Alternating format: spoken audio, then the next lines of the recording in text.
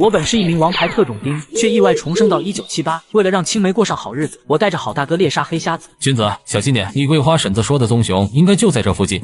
这时黑虎突然叫了起来，这是闻到了棕熊的气味。我和钱胜利把黑虎大黑的绳子解开，4条狗瞬间窜了出去。黑虎带头嗷嗷叫着往另外一道山梁跑去。胜利大哥，我腿脚快，我先跟着黑虎，你随后赶过来。君子，注意安全。随后我便追着黑虎远去。虽然我上一世跑惯了山林，可是依然追不上黑虎他们的脚步。这时前面突然传来激烈的狗叫声，听声音应该是前面已经咬上了猎物。我快速跑向前面，眼前赫然就是要闯的那只棕熊。我一边冲向棕熊，一边把56半自动步枪上的刺刀打开。这时棕熊也发现了我，冲着我发出一声嚎叫，挥动手臂对着我拍了过来。眼看手掌即将拍在我的脸上，我一个转身，直接从棕熊的左边绕到了棕熊的身后，紧跟着一刀捅进棕熊的后心，手腕一翻在里面搅动一下，然后快速后退。受了重伤的棕熊对着我直接撞了过来，我轻轻侧身，再次躲过棕熊的冲撞技能，扑了个空的棕熊摔了一个跟头。棕熊想要继续追击我，却不防又被黑虎直接咬住后洞。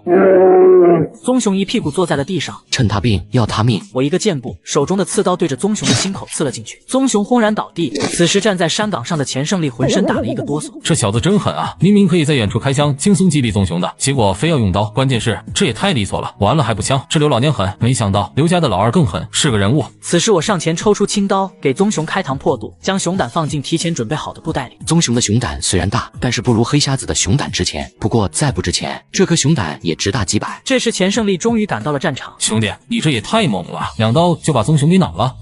这是熊胆，胜利哥你出人出狗，按照打围的规矩，你占2股，我出力也不少，所以也占2股。另外消息是桂花婶子提供的，她占1股。红军兄弟仁义，就按照你说的分。走吧，棕熊放在这里，回头我安排人过来抬回去。好。这时4条狗突然疯狂地叫了起来，只见2头野狼正站在山岗上冷漠地看着我们。此时钱胜利已经端起枪，就在钱胜利开枪的一瞬间，我突然伸手把钱胜利的枪往上一抬。君子，胜利大哥，那2只野狼，有一只刚下崽没多久的母狼。2头野狼被枪声吓了一跳，转身消失在山岗上。君子，你想套狼崽子？对，正好我这边想要养几条狗，这狼崽子可不就送上门的好狗吗？我不让钱胜利打，是为了追踪，跟着野狼的踪迹去掏狼崽子。狼崽子只要训练好了，那就是最顶级的猎犬，然后再和家养的猎犬交配，就能得到第1代狼犬。这时其中一头公狼突然直接扑向我，可惜他面对的是一个枪林弹雨走过来的特种兵，我直接一个中平枪刺出，将这头公狼挑在半空中，然后甩到一边。母狼发出一声凄厉的叫声，转身就往山林里跑去。狼穴不在附近，这是为了迷惑我，真狡猾。不过再狡猾的野狼也斗不过经验丰富的猎人。此时钱胜利也气喘吁吁的赶到，在四周搜寻了一遍，并没有在附近发现狼穴。胜利大哥，歇一会吧，2黑和3黑去跟踪了，跑不了。好，真是老了，以前打猎翻山越岭的，一天跑个100里路都跟完似的，现在才跑了10来里路就。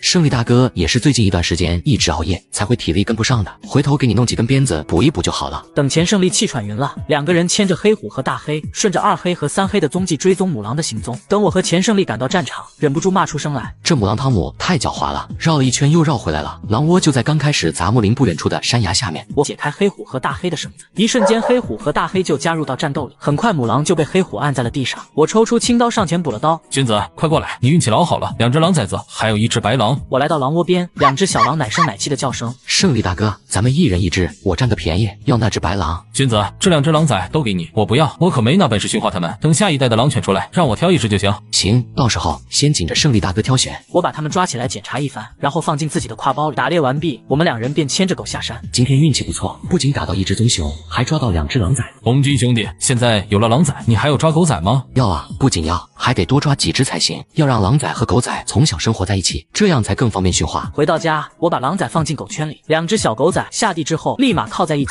对着四周呲着牙。不愧是狼崽，这股鸡颈劲，越看越喜欢。我找出1罐麦乳精，冲泡了多半盆，放到狗圈里。这时门口进来一个个子高挑的少女。红军哥，你回来了，没事吧？我没事。这是我的青梅竹马，上一世我去当兵，心思都不在杨秋燕身上，后来更是不了了之。这一世我不能亏待了她。我听我爹说你进山了，可担心死我了。能有什么事？你不相信我的本事，还能不相信胜利大哥的本事？我相信你的本事，红军哥最厉害了。杨秋燕满眼都是崇拜的神情。红军哥，我听我爹说你不想去当兵。我准备留在村里当当个卫生员。红军哥，你不是一直都想去当兵的吗？你放心去当兵吧，我会一直等着你的。我现在又不想去了，我想留下来当个卫生员。还是说你想让我去当兵？我不想，红军哥。这时我从挎包里拿出一对熊波棱盖，你把这个拿回去，给我杨叔，就说来拿波棱盖的。红军哥，你真是太聪明了。我说来给我爹拿熊波棱盖，他就不骂我了。送走杨秋燕，也到中午了，我开始了做饭。这时一个少妇抱着一个3、4岁的孩子走了进来。红军，做饭呢？香草嫂子来了。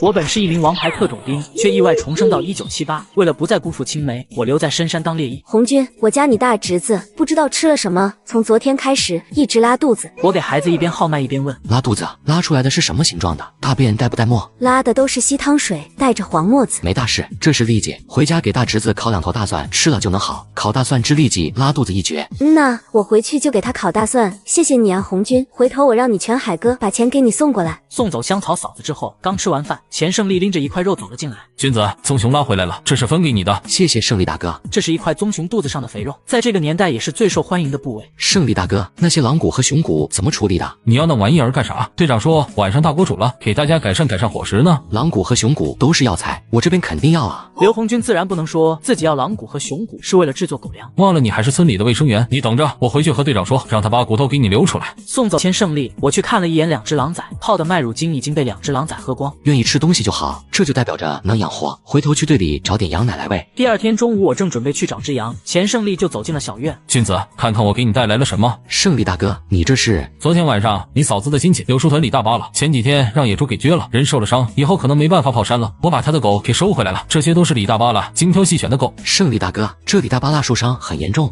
腿折了，就算好了以后走路也得一瘸一拐的，没办法跑山，这才想着把手里的狗过手。我看向箱子里的小狗仔，4只小狗仔嘴里还发出稚嫩的叫声。好狗，胜利大哥，你帮忙给李大巴拉捎个信，就说我这里有办法治他的腿伤，能够让他的腿不会留下后遗症。红军兄弟，你还有这本事？胜利大哥，我家的医术算是半路出家，可我们以前是练武的，别的不敢保证，这跌打损伤还是敢打包票的。行，那我回头让人给李大巴拉捎个话，便宜这老小子了，要他几条狗，还给我叽叽哇哇的。把钱胜利送走后，我把白妞拴到圈里。原本还想着弄点羊奶，现在正好先让4只狗仔和2只狼崽在一块玩一会，让他们彼此的气息混合一下，然后再把白妞给狗崽子和狼崽子喂奶。安顿好小狗仔之后，我先往狗盆里倒了一点水，转身到地印子里拿出2根带着肉的熊肉骨头分给白妞。白妞没有急着去吃，而是静静地盯着我。白妞，认识一下，以后我就是你的主人，从今天开始你叫梨花，樊梨花的梨花。白妞可配不上你的神勇，以后跟着我，保证让你吃香的喝辣的。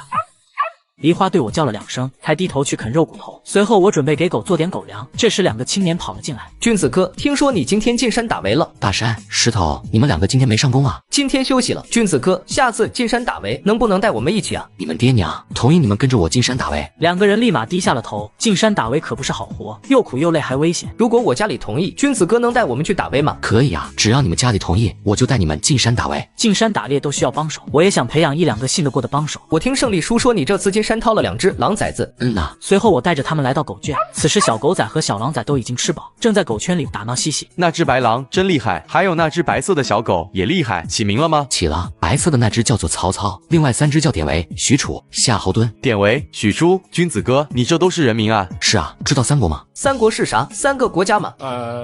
等我过段时间去赶集的时候，我给你们买三国的小人书回来，你们看完就知道了。看了一会，大山和石头才恋恋不舍地离去。傍晚，我的大哥风风火火地赶到了榆树屯。君子，我听说你不去当兵了，要留在榆树屯当卫生员。你刘洪波张了张嘴，最终只是叹了口气。这个大544盒子弹你拿着，以后进山的时候随身带着。谢谢大哥。狗屁，和我还客气啥？行，我不和你客气。等过几天我下山去看看我大侄子去。咱爹知道你要留下来，就找人弄来这条狗，让我给你送过来。说过几天再给你学摸几条好狗。那感情好，咱爹像狗绝对有一套。这时刘洪波看到了院子里的狗。你又养狗了？胜利大哥帮忙找的，李大巴拉的头狗，还有4条小狗仔。这狗真不错，叫什么？梨花。行，还是你会取名字。这是什么？你不会就吃这吧？这时刘洪波一边问一边抓了一点放进嘴里。那是我做的狗粮，刚刚蒸出来没多长时间。用什么蒸的？闻着还挺香的。里面有狼肉、狼骨头，还有棒子面和豆面，还有杜仲、寄生、牛膝、枸杞、生姜等中草药。你真是个败家子。晚上我炖茄子，再炒个白菜，咱哥俩喝点。行，那就喝点。这时院门突然被人踹开，刘红军，我们兄弟打的熊皮，结果被你捡了便宜，这件事怎么说？这几个人都是村里出了名的二流子，偷鸡摸狗，撬寡妇门。狗蛋，你长能耐了，喝了2两猫尿，敢跑我这儿来撒野？你汤姆！狗蛋刚骂出几个字，整个人往后飞出去好几米。其他3个人刚想动手，一把枪顶在了二牛子额头上。你敢动一下试试？我蹦你丫的！大哥，为了这几个废物没必要，崩了他们你还得写报告，太麻烦。等回头那天进山的时候，我把他们弄死在山里。二牛子几个人脑袋上已经冒出了冷汗。这是人话吗？打死他们写报告比较麻烦，合着进山弄死我们不麻烦。此时我的身上充满了杀气，这是我在部队上尸山血海中积攒出来的杀气。二牛子等人顿时酒醒了，腿上有些湿润。这还是人吗？人哪能有这么大的杀气？没事，我是保卫科干部，他们入室抢劫，被我击毙，写份报告不咋的，这个我熟。狗蛋、二牛子，你们几个瘪犊子，一回村就闹事是吧？这时钱胜利带着民兵赶到了现场，把他们给我捆起来。4个人对钱胜利的出现满是激动，很是配合的把自己给捆上了。波子回来了，刚到没多会，没想到我这刚回来就遇到这件事，这是欺负我弟弟一个人留在屯子里啊！波子，这个你放心，你兄弟就是我兄弟，绝对不会有人欺负君子的。这4个混蛋，我早就想收拾他们了，你就看我这次怎么收拾他们就完了。胜利大哥，还没吃饭吧？一块进来吃点吧。不了，我就不进去了，我先回去收拾那4个混蛋，晚上还得去看夜呢。那行，等忙完秋收，咱哥俩好好喝点杯。随后钱胜利等人就押着4人回到了大队。队长，这4个小子怎么处理？先给他们捆树上，等明天挂上牌子邮接。田队长，田叔，我们错了，我们再也不敢了。钱叔，我们没有做什么，就狗蛋踹了一脚门，然后还被刘家老大踹飞好几米。你们还想怎么着？老刘家是好惹的，那小子从小跟他爹练武，16岁就进山打猎，棕熊都敢拎着刀上去招呼，找他麻烦，你们真是老寿星上吊，活得不耐烦了。重生1978，4个二流子来到我家闹事，不料却被吓得水流不止。事情处理完，我在火车站送大哥离开。大哥，这坛糊糊就你带回去吧，这马上中秋节了，这要9分1分，也是一件极好的登门礼。好东西，大哥就不和你客气了。正犯愁过节，不知道送什么东西好呢。我们屯子快要分家了，等分了家，再需要什么，我进山给你打。你们屯子也要分家了？呐，我听杨叔说的，说是关里都已经分田到户了，等分田到户之后，再进山打到的东西都归个人所有，以后需要什么东西，让人捎个信就行。行，你自己注意安全，枪随身带着。放心，白天我随身带着。把大哥送走后，我就回到了村子里。你先叫大黄吧，等回头进山，咱们试试活。真行的话，以后你就叫黄忠。这几天我都不准备进山，没有猎狗进山很危险。今天是9月4号，等10天半个月以后，和梨花彻底熟悉起来，再带着他进山溜溜腿。次日一早，杨秋燕就来到了我家。红军哥，你还没有吃饭吧？我去给你做饭。呵呵，这么想给我当媳妇啊？呢。好啊，等过几天我下山和我爹说一声，看看赶在中秋节之前把咱们的婚事定下。真的？傻丫头，当然是真的。你这么可爱，我怎么会不喜欢？以前只是被迷了眼，现在想想，咱们就是一对野鸭子，何必非要和鸳鸯搅和在一起呢？那等我嫁给你，我一定给你生几个大胖小子。红军哥，我听我爹说，那些知青秋收之后就要回城了。我自然知道杨秋燕的小心思，担心自己还惦记着王妃。哦，知青回城了，以后咱们也要分田到户，这农村的日子也会越来越好。红军哥，以后家里的活都交给我，你什么都不用管，就当卫生员，偶尔去山里采采药就行。那还不把你给累坏了？到时候杨叔还有大哥、二哥他们不得找我麻烦啊？累不坏，我可有劲了，我家里的家务活都是我干的。秋燕，等分田到户的时候，咱们不要好地问村里要一个山包，就要东边那个小山包。要山包干啥？又不能种庄稼。我这辈子都没种过地，也不舍得你去种地，咱们要那个小山包，可以种点水果，水果可比粮食贵多了，加上我们开卫生室的收入，还有我采药打猎的收入，日子肯定差不了。可是不种地的话，咱们怎么吃粮食啊？分家之后，队里也不再分粮食了。呵呵，咱们有钱还能买不到粮食？别人不卖给咱们粮食，你爹我杨叔还能不卖给咱们粮食？对，咱们可以去我家买粮食，我家人口多，地也多，产的粮食吃不了，到时候就去我家买粮食。解决了粮食的问题，杨秋燕又开心起来。吃完饭后，把送杨秋燕离开了小院。我刚准备回房间里看书，铁柱又急匆匆地走了进来。红军兄弟，柱子哥，你这着急忙慌的，有事？我家你嫂子从昨天开始就喊着浑身疼，这不今天早上疼的都哭起来了，你过去给看看。行，走吧。我拿上医疗箱，跟着赵铁柱来到了赵铁柱家。君子来了，你快去给我家你嫂子看看吧，这哭的不知道的还以为我这做婆婆的虐待儿媳妇呢。行，您别着急，我进去给玉华嫂子看看。我说完，跟着赵铁柱走进里间屋。君子来了，你快给嫂子看看，嫂子这浑身疼得厉害。玉华嫂子，你把手伸出来，我给你号号脉。怎么个情况？这是产后关节痛。玉华嫂子刚生完孩子，身子本来就虚，昨天又受了风寒，所以引起了产生周身疼的情况。受风寒不能啊，我家你嫂子生了孩子就没出过门啊。娘，昨天你不在家，早上的时候我出去上了个厕所。哎呦喂，我的个小祖宗哎，你怎么能出去上厕所呢？屋里不是有便盆吗？便盆满了。听了这话，周秀琴狠狠地瞪了赵铁柱一眼。君子，我家你嫂子这种情况怎么治？这种情况主要还是玉华嫂子身子差，生孩子亏空了气血，受了一点风寒，引起了周身关节疼痛。我给她扎几针，先缓解一下，然后您给她炖汁老母鸡，里面加点红枣、人参，喝上2天，这病自然就去了。我说完，从药箱里拿出针9针，在刘玉华手上各扎了1针。老母鸡我有，只是这人参我家没有啊。我又从药箱里拿出1支人参，拽下2根人参须交给周秀琴。君子，这人参多少钱？婶子给你拿钱。这2根残须子够干嘛的？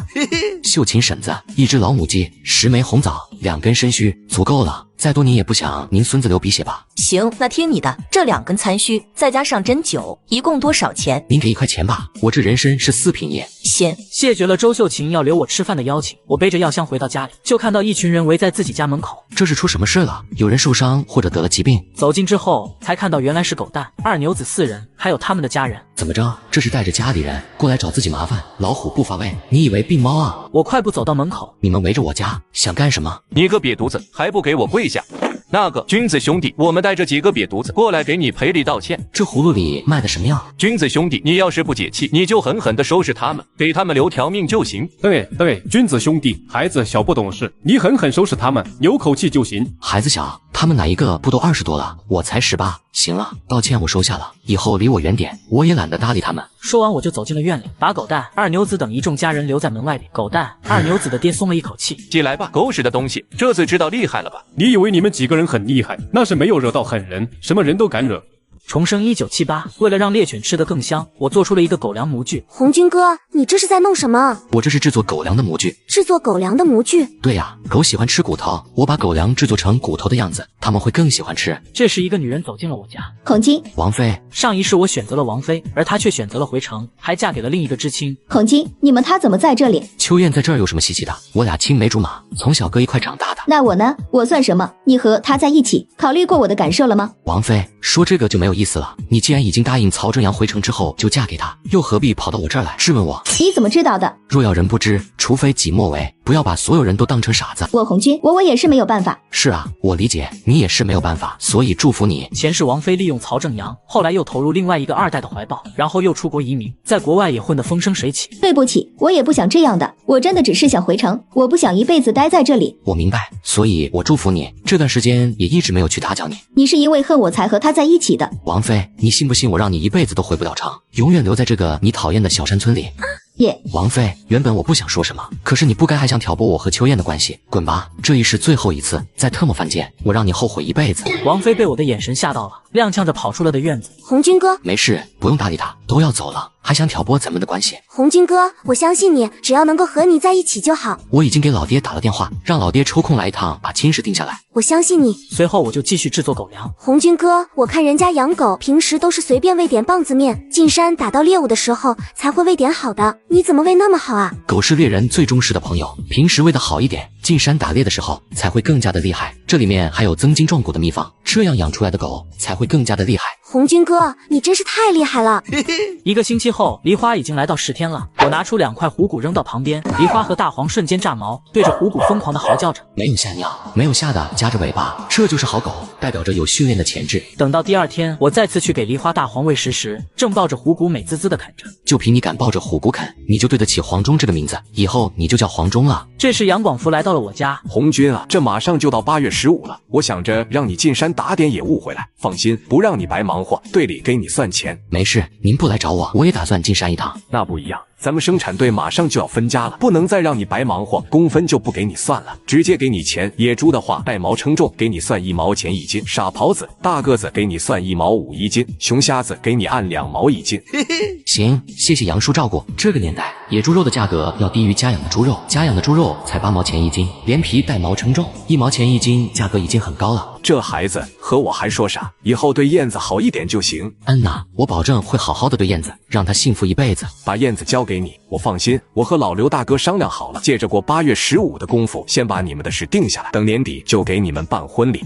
自己这老丈人也太着急了一点吧？我和杨秋燕年龄都还不够呢，这就急着办婚礼。年底的时候，咱们生产队就会分家，到时候你和燕子结了婚，就是一家人。分家的时候也好给你们分一块。送走杨广福之后，我带上装备，牵着梨花和黄忠就准备上山。红军，这是要进山啊？是啊，进山转转。红军，2道沟乱石滩那边来了一群野猪。我去看看，打到野猪我做主，给您留一只猪大腿。我刚出村，后面就有人快速追了上来。大山啊，跑这么快干啥？红军哥，我跟着你进山吧。大山啊，你跟着我进山，我是没有问题，关键是你家里能同意。同意，我爹同意了。那行，你跟着我进山吧。进了山，所有的行动都要听我的，能不能接受？呐，我都听红军哥的。我跟你说说进山打狗围的规矩，咱们2个人进山，打到了野物，我人算一股，枪算一股，狗算一股，你算一股，也就是说打到东西分成4份，你拿1/4。红军哥，我不要，我就跟着你进山，我还啥都不懂。你听指挥就行，只要跟着我进山，就不可能让你白干活。打到了东西，肯定有你一份。红军哥，我真的，这是进山打围的规矩，走吧。红军哥，我们去哪嘎达？去2道沟看看。刚才茂才媳妇和我说，乱石滩来了一群野猪。进了山之后，我解开梨花和黄忠的绳子，让他自由活动。今天进山打野猪不是主要目的，主要的目的还是为了脱狗。脱狗是训练猎犬的术语。这时梨花突然疯狂地叫了起来，然后直接窜出往一个山坳跑去。这是发现了猎物，跟上，注意脚下。我带着大山也快速跟上，跑了没多远，就听到前面林子里传来一阵激烈的狗叫声。这是咬上猎物了。我继续往声音方向走去，不一会就看到一群野猪正在四处乱窜。我没有急着往前冲，而是站在半山坡上，看着下面的战场。梨花盯上了一只最大的老母猪，梨花冲上去，对着老母猪的脖子就是一口，咬完之后又迅速放闪开，躲过老母猪的甩头一击。梨花又转到了它的身后，对着老母猪的后腿就是一口。这时原本愣住的黄忠对着猪耳朵就是一口，2条狗直接把一只300来斤的老母猪给控制起来。这时我拿起5、6瓣对着正在往林子里逃窜的猪挨个点，一头正在逃窜的野猪栽倒，一枪一个，小点就任由他们逃走。随后我快速来到梨花附近，此时老母猪已经挣脱束缚，但是又被黄忠一块咬在屁股正中间，老母猪疼得一屁股坐到地上。这时我跑到老母猪身前，对着老母猪的脑袋就是一枪，直到这时大山才气喘吁吁地跑过来。放血，开膛，把内脏掏出来喂狗。那个红军哥，我没干过啊，你看着，学着点。走到老母猪身边，示范了一下，随后2人很快就将老母猪处理完毕。走了，咱们回去了。红军哥，这就回去啊？今天进山就是试试水，走吧，明天咱们早一点进山。重回1978，我教训了村里的4个二流子，随后又上山打到了5头大野猪。君子，这是进山了，怎么这么快就回来了？打了5头野猪，就在乱石滩那边。杨叔安排人弄回来吧。好小子，动作够利索的，进山这么一会功夫就打了5头野猪。杨叔，茂才媳妇提供的消息说乱石滩来了个野猪群，我答应给茂才媳妇一条猪后腿。行，我知道了，回头给他一条猪后腿。说完，杨广福转身回村部安排人进山去拉野猪。大山，中午搁家里吃吧，一会我给你用肉炖茄子吃。不了，红军哥，我回家吃去。行，那明天5点钟进山。说完我就回家吃饭。到了下午，山上的野猪给拉了回来，堆在队部。杨叔，您直接安排人过磅就行，还非得叫我过来，我还信不过你吗？这生产队也不是我一个人的事，你过来看看比较好。另外还有件事和你说，我听他们说老鹰崖下面来了一只熊瞎子，你什么时候去把它给打了？这个简单，明天一早我就出发去把熊瞎子给打了。用不用我和胜利说一声，让他跟着你一块去？不用，我带着大山就能整回来。那行，注意安全。这时会计拿着账本走过来。杨队长，红军5头野猪一共875斤，你要不要看一下？有才叔，我还能信不过你吗？您在咱们这旮达当了这么多年会计，什么时候错过账？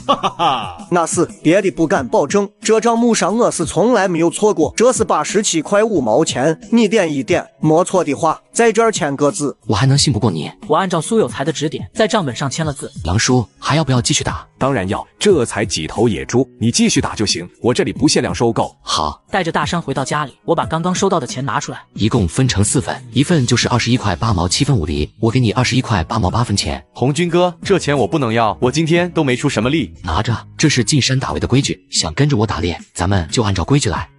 这就对了，只有守规矩，咱们兄弟才能长久处下去。刚分好钱，周卫国、孙丽丽一众知青就来到了家里。红军，听说你打了5头野猪，真厉害。还行吧，正好遇到一个小猪群。红军，你什么时候也带我们进山打围啊？你们要是想弄点肉吃，那就在外面下几个套子。进山太危险了，你们这马上就要回城了，犯不上去冒这个险。回什么城啊？没有工作单位接收，根本就没办法回城。回城没有工作，还不如待在农村呢，最起码还有地种，还能吃得上饭。肯定会有办法的，车到山前必有路。正好你们来了，今天都在我家吃饭。随后在我一顿操作猛如虎后，一盘盘佳肴摆满了桌子。红军，还得是你啊，家里从来不会缺肉吃。当猎人也就这点好处。红军，要不我现在就跟着你进山打围吧，反正现在也没什么事了，一天天也没什么鸟事干。怎么没事？这个季节正是跑山的好季节，山里的野核桃、软枣子等都成熟了，你们不抓紧时间进山哗啦一点，冬天怎么过？跑山哪有打围赚得多啊？跑山收获都是你自己的，打围的收获可不都是自己的。